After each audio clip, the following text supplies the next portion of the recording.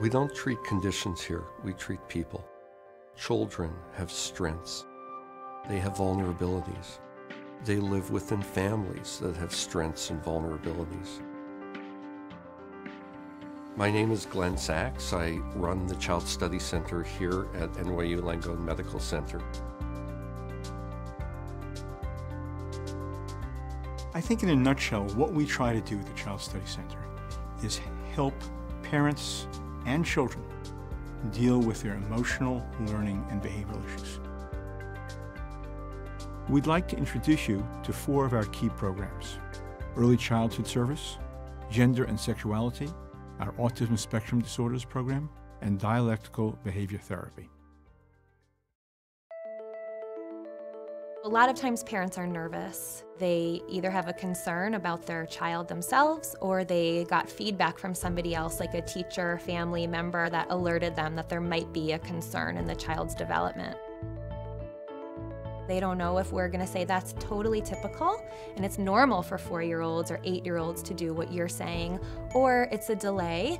So if we can identify a social skills concern, a language concern, a cognitive concern, a parenting concern, we can help kids and parents be more successful.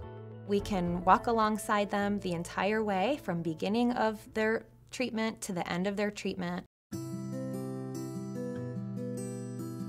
Parents, by and large, come to see me and come to the Gender and Sexuality Service out of concern for their children. They want what's best for their kids. The challenge and part of the difficulty in this work is understanding who are the kids who are just playing with gender, who are exploring it in a healthy, developmentally appropriate way, and who are the kids who are playing with gender in a slightly different way, in a way that is reflective of their identity.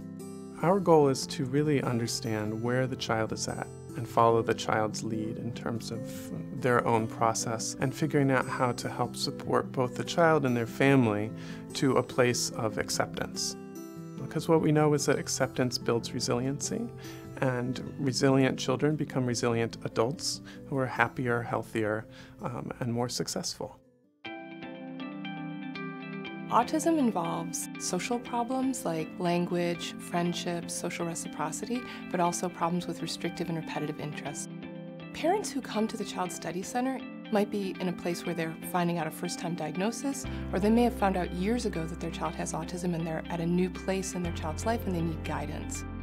We're prepared at the Child Study Center to help them to access treatment that they need, be in the right educational placement, transition from middle school to high school, from high school to college, to make sure that they have the social circle that they need, that their parents are well supported.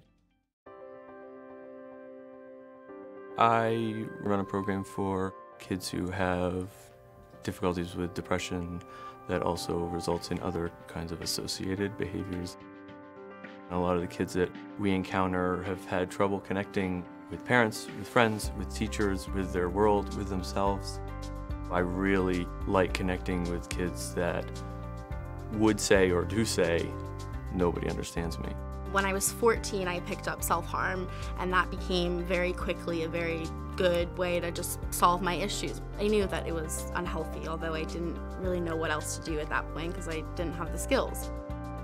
The Child Study Center has helped me realize that my path doesn't need to be like everyone else's. It's my own and my life. And that if I'm happy and healthy, then that's all that really matters.